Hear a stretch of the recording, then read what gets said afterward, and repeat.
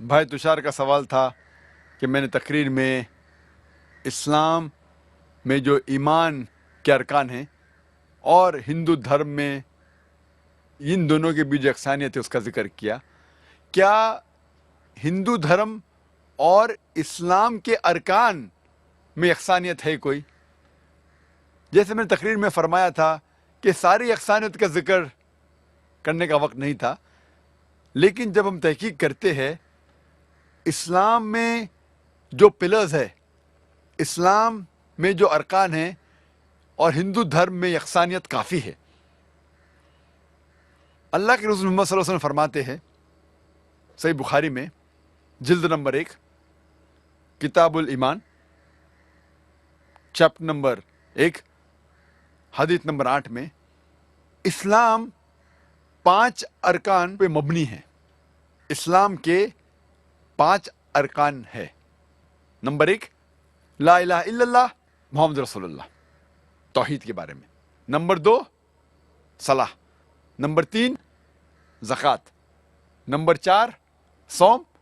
اور نمبر 5 حج.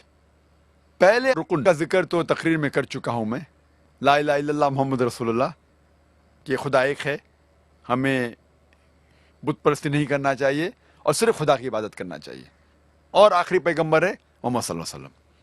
دوسرا رکن اسلام کا ہے اقیم الصلاح، ٹو اسٹیبلش صلاح.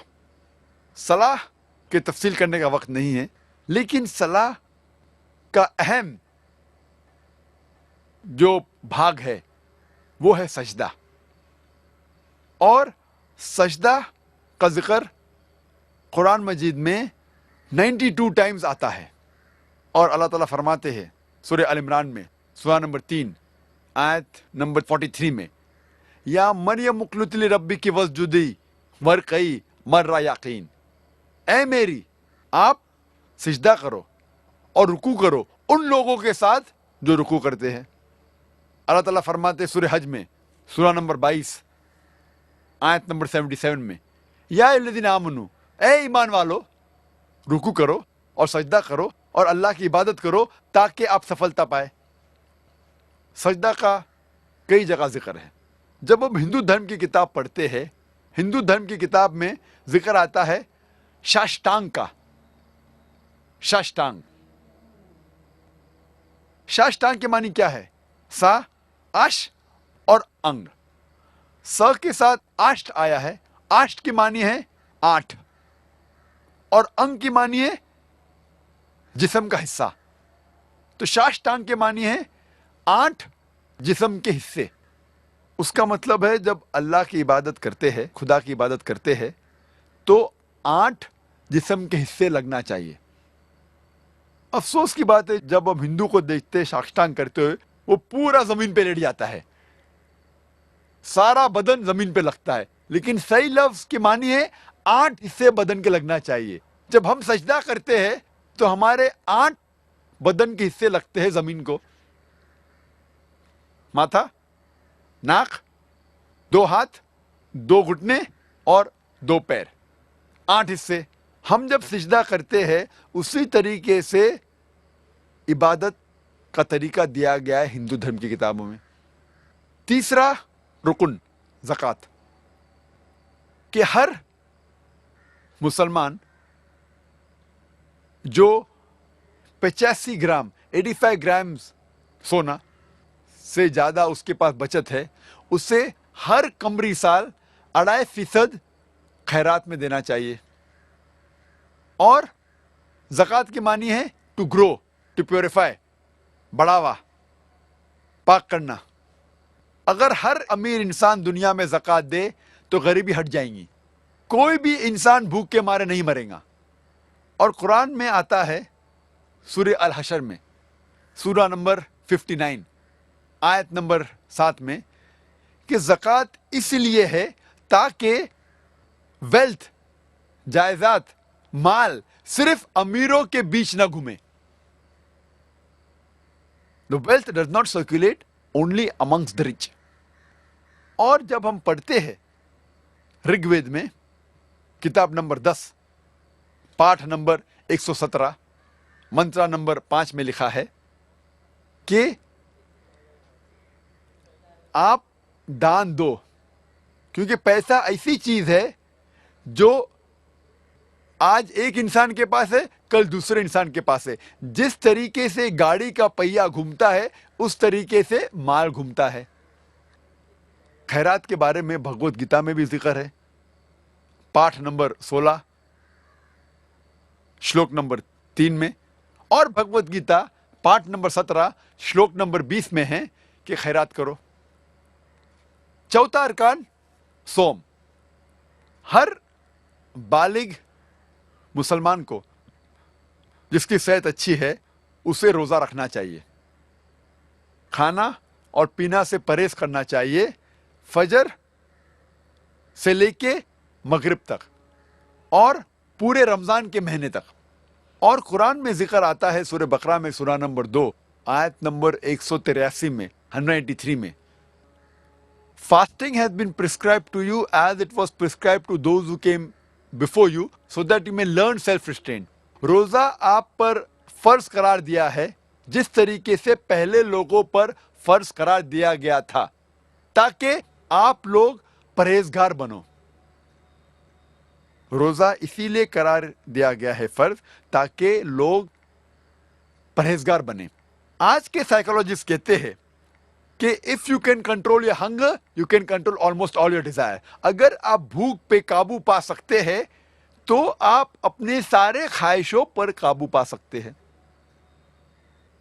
روزے رکھنے کے کئی فائدے ہیں اگر آپ صحیح طریقے سے روزہ رکھیں، جس طریقے سے اسلام میں ذکر آتا ہے پورے مہینے تک، ایک قمری مہینے تک.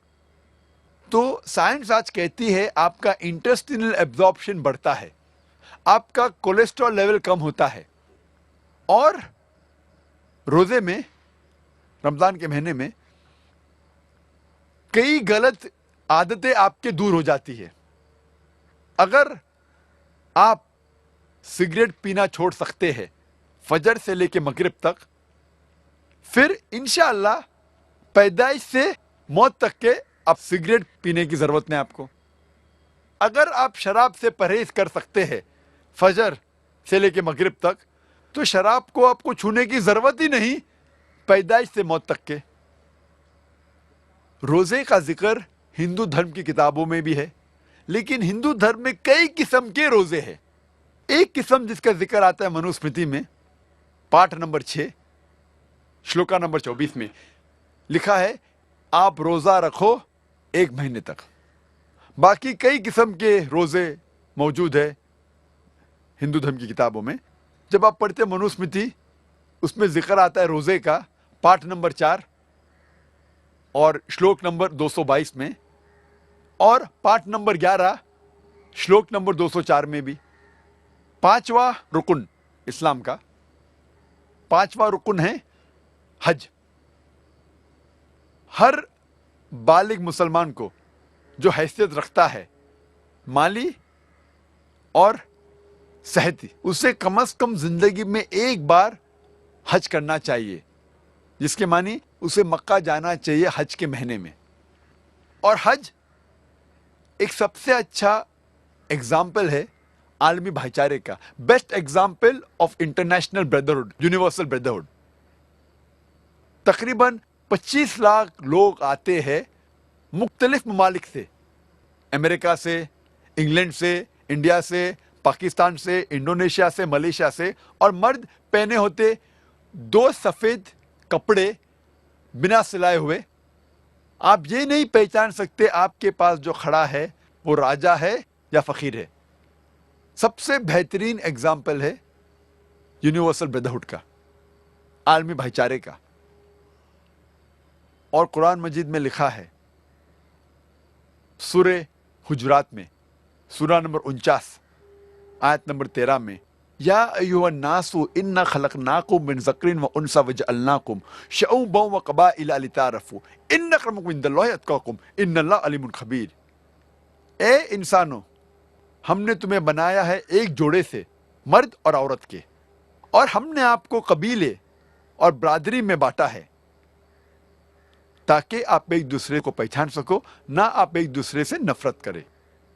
اور آپ میں سے سب سے اچھا انسان وہ ہے جو تقوی رکھتا ہے. اللہ تعالیٰ کے نزدیک ایک انسان دوسرے انسان سے اونچا نہیں ہوتا ہے جات پات کی بنیاد پہ، مال کی بنیاد پہ، عمر کی بنیاد پر، جنس کی بنیاد پر، چاہے وہ امیر ہو یا غریب ہو، راجا یا فقیر، سفید یا کالا، پیلا یا گھیواں. اللہ تعالیٰ کے نزدیک ایک انسان دوسرے انسان سے اونچا ہو سکتا ہے صرف تقوی کی بنیاد پہ، صرف نیکی کی بنیاد پہ. اور ہندو دھرم کی کتابوں میں بھی کئی طرح کے تیرتھ ہے، پلگرمیج ہے، تیرتھ یاترا ہے.